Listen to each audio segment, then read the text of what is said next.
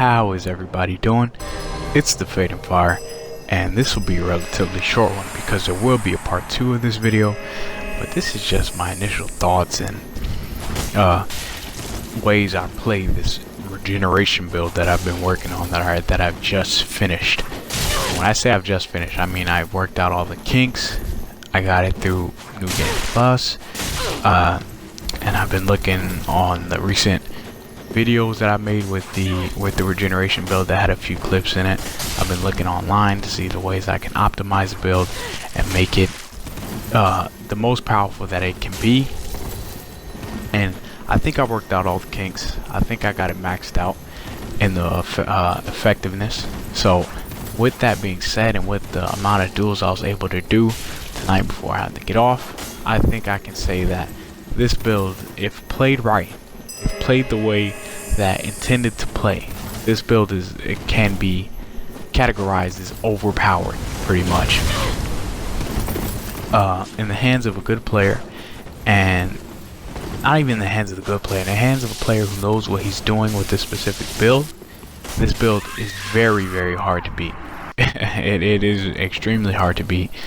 As I was looking through the comments of my last video, someone told me that the lingering dragon crest ring actually boosts these effects, and at first I wouldn't think that it would work because these are miracles and the description of that ring says magics.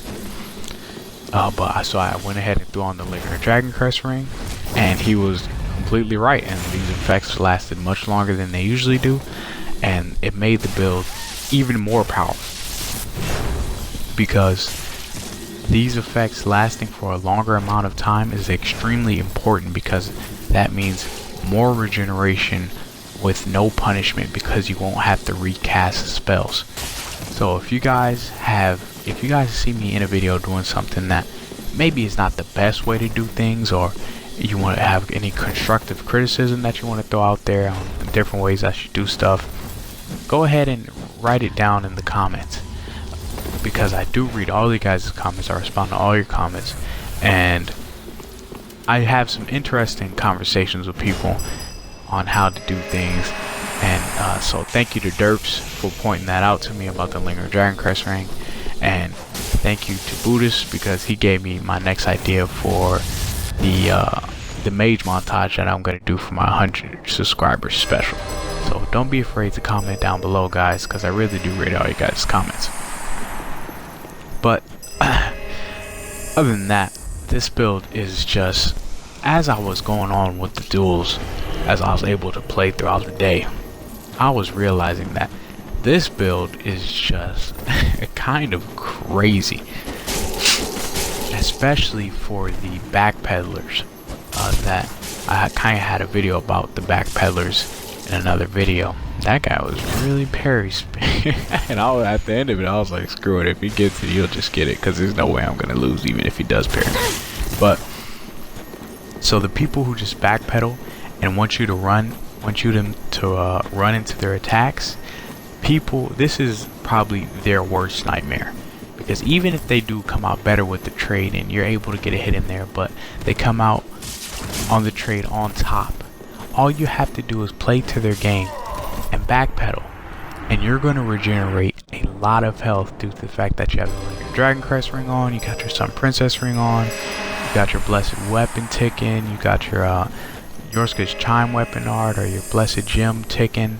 You're going to be regenerating a lot of health, so any damage that they did to you will just regenerate, and there will be no fail, there will be no punishment for the attacks that you took before, and you will come out on top of that trade because they have to sit back. He killed himself with the chaos blade there. I thought that was lag, but it wasn't. So while they're sitting back, you're regenerating and they're not, so you can even lose out on the trade, and you could even play a little sloppily, but either way you're gonna regenerate and they're not going to. So the people who just want to backpedal all day, this build is a complete nightmare for them. Take this person for instance. He has a spear, so he has reason to kind of stay further back because he wants to space me out. But it doesn't matter, because if I get hit, spears don't do that much damage, so all that damage that he just did to me right now will be regenerated within a span of about 3 to 4 seconds. So that's why I'm kind of just standing back, I'm chilling, and I had to get used to playing that style with this build. As you can see, his throwing knives don't even matter, because I kind of just instantly heal whatever throwing knife damage he does. But so when people realize that you're regenerating more health than you should, see, when he realizes that, oh my, how did he just get all his health back, he's gonna get more on the aggressive. And that's what I realized with this build. So if somebody has a slower weapon, or if they're backpedaling a lot, they will stop all of that and they will become a much more aggressive player, and they will start going for trades.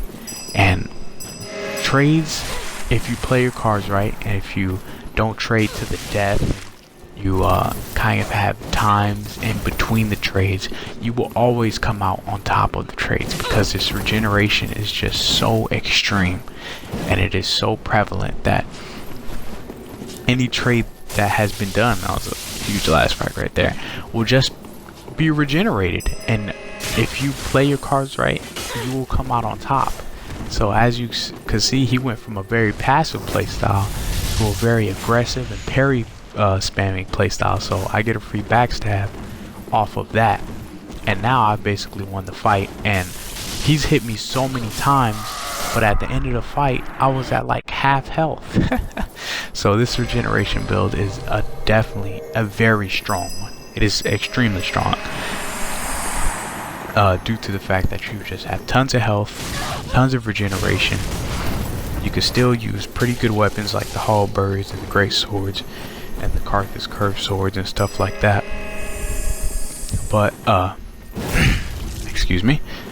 So the fact that you could just kind of sit back and chill while other people are gaining on to the fact that you're regenerating, it'll be kind of too late for them, because they'll keep going for the trades, and once they look at your health, they're kind of like, oh shit, he gained a lot more health than I thought he would.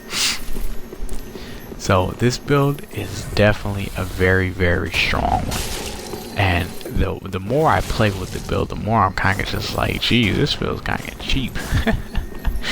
But you know, it's part of the build. The build is specifically designed for this. So if the way that you have to play it is either go for trades, or just kind of wait for people to come in, or no, you know, if somebody's backing up, you just wait for them to stop backing up, come in, realize that you're gaining a lot of health back, and start playing more aggressively, because they'll have to, because they're not regenerating health as much as you guys do, or you guys are. Now if you guys just see, I just took extreme amounts of damage from that 2-hit combo, and he wants me to keep coming in, but we're not going to make it that easy for him. We're going to play our cards right, and we're going to stay back and regenerate as much health as we can, and not just run into his attacks, because as you guys can see, I have regenerated a lot of health. I'm about at a quarter now, and he's gonna start gaining on to the fact that I'm regenerating more health than I should. And just as I stated before, they will get aggressive. I've tested it out on multiple people in multiple duels. Everybody does. They start to get aggressive.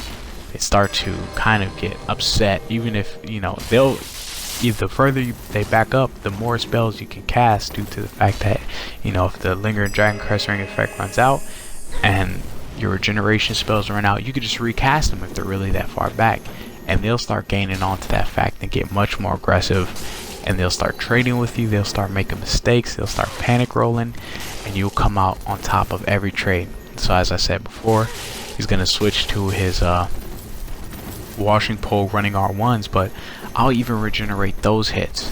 So he's being real sloppy now. He's taking a lot of hits, and he's just trying to out pressure me, but he can't out pressure me due to the fact that I'm regenerating a lot more health than he has, and the more that he backs up, the more I can cast my regenerations for free. But that's all I got for this one, guys. I'll let you guys finish out the rest of this fight. So I will be posting a part 2 of this video, so you guys go ahead and wait out for that. But for right now, this regeneration build is extremely strong. And if you want to try it out, go ahead. But if you play your cards right, you will definitely not be losing anytime soon. But wait for part 2, guys. It's coming soon. Until next time.